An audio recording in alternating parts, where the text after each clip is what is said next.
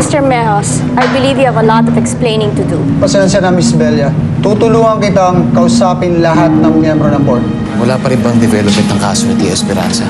Walang ebidensya ng struggle sa kwarto. Kaya malamang, hindi lamang isang tao ang gumawa nito. Mr. Jimenez, Belia Aldama would like to know everything that happened since she met her half-sister, Angelica Aldama.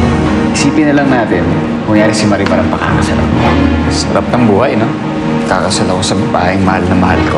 Sir, you're practically committing suicide. Labanan natin si Angelica. Mas lalo magiging komplikado ang lahat. Tsaka isa pa, hawak ni Angelica lahat ng alas. Kaya ano, magpapakasal ka sa demonyong babaeng yun. Ikakasal tayo, bakit ka nakaitim? Hindi kasal to. Burol to, burol. Hindi ko maiwasang isipin sila. Hindi ko kayang balewalain ang araw na to. Hindi ko lubos maisip na ikakasal na si Seryo kay Angelica. Seryo, tinatanggap mo ba si Angelica bilang iyong asawa?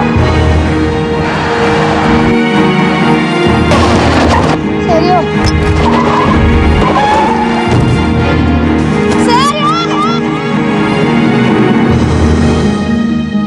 Ano iniisip mo, Inosensya? Kasal nila Angelica at Seryo. Antonio, pumunta ka kaya sa Villa Santibanez? Sigurado ako maaabutan mo pa yung reception doon. Gusto kong alamin mo kung paano nabaliktad ni Angelica ang lahat at paano niya nakuha si Seryo kay Marimar. Teka. Eh bakit ako? Bakit hindi ikaw? Idea mo yun. Hindi naman ako pwede pumunta doon eh. Makikita ko ni Angelica. Magagalit yun sa akin. Ikaw lang pwede maging susi, Antonio. Seryo? Seryo? Anong ginagawa niyo dyan? Nakatayo lang kayo! Dalhin niyo siya sa ospital! Seryo! Talagang hindi ikaw ang dapat kong minahal. Malaya ka na, Seryo.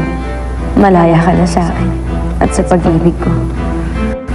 Bumibitiw na ako sa pagkakahawa ko sa'yo. Umabot na ako sa sukdulan. Dali! Paano babalik kami, ha? Hindi mo na ako masasaktan. Hindi na kita ipaglalaban ulit. Isinasarado ko na muli ang puso ko sa'yo, Seryo. Paalam.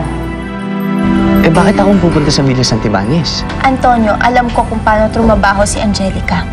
Lagi siya nag-uutos ng kung sino mang alipores niya doon para ipatupad ang pakana niya. At sigurado ako na naandun kung sino mang kakonsyaba niya. Aba naman, bakit naman nangyari ito ngayon? Seryo, kumising ka nga! Seryo! Sorry, pasensya. Ano ba, Dok? Kailangan ko pumasok. Boyfriend ko yan. Ikakasal na nga kami ng udlot lang eh. Dok! Ano ba? I'm sorry. Dok! Seryo, kasi bakit ba wrong timing ka? Iwan niyo na ang pasyente. Ako nang bahala sa kanya. No? I said leave!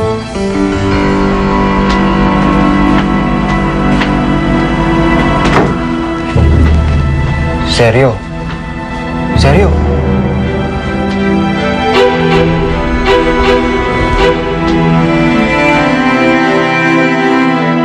Inday, sabihin mo, ano bang nangyari? Kunin mo lahat ang litrato ni Seryo. At lahat ng binigay niya Sara nandun sa kwarto. Sige na, kunin mo na. Bakit? Ano ba ang gagawin mo doon? Gusto ko sunugin lahat ng alaan niya sa akin. Day! Sige na, kunin mo na.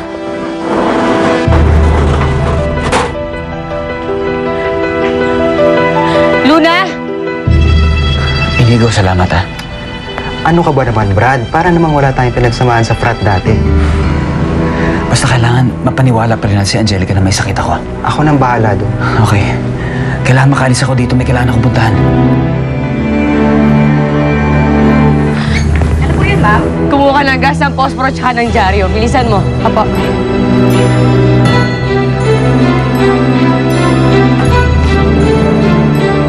Day, di ka lang. Gamot to na to imong sugat, Inday. Kay parang malala, daganong dugo. Orasyon. Wala yung sakit na yun sa Ginoo. Sakit sa akin, Seryo. Day, magpunta ta sa hospital. Patingin lang na nato, Inday. Di na kailangan. Tawagin mo si Luna, sabi mo, bilisan niya nasa yung dyaryo tsaka yung posporo. Ma'am, ang sayang naman. Sayang.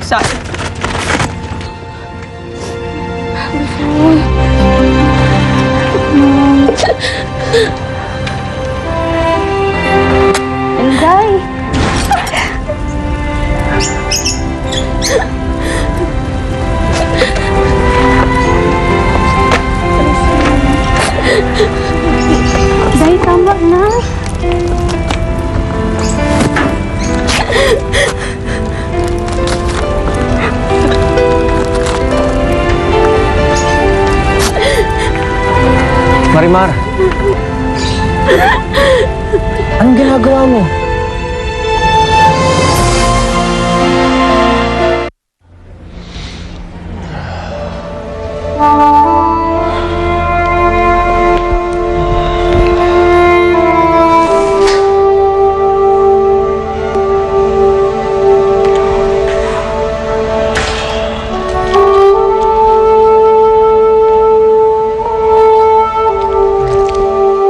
Sinusunod ko lahat ng alaala ni Sergio. Nalayo ko na siya maging parte ng buhay ko. Ayoko. Huwag kang ganyan, Marimar. Mga pagsubok lamang yan. Padre Flores, hanggang kailan ba matatapos ang pagsubok na yan? Padre Flores, hirap na ako. Hindi ko alam kung kaya ko paglabanan lahat ng pagsubok sa buhay ko. Humingi ka lang ng lakas sa puong may kapal. Lakas! Ganit sa akin ng Diyos. Dahil hindi niya pinakikinggan lahat ng dinadasal ko sa Kanya. Santissima! Marimar, huwag kang magsasalita ng ganyan. Heart attack? Hindi pwede mangyari yun. Ang bata-bata pa ni Sergio. Miss Aldama, wala naman sa edad yon. Gusto kong makita si Sergio. Miss Aldama, hindi niyo siya pwede makita. Added stress lang yun sa pasyente. What I need from you now, Miss Aldama, is your full cooperation. Makakabuti rin yun sa pasyente. Totoo naman, Padre Flores eh. Lahat ng mahal ko sa buhay, kinuha niya. Lahat ng mahalaga sa akin. Lahat ng kinabubuhay ko nawala. Nawala lahat. Tama na, Marimar. Tama na.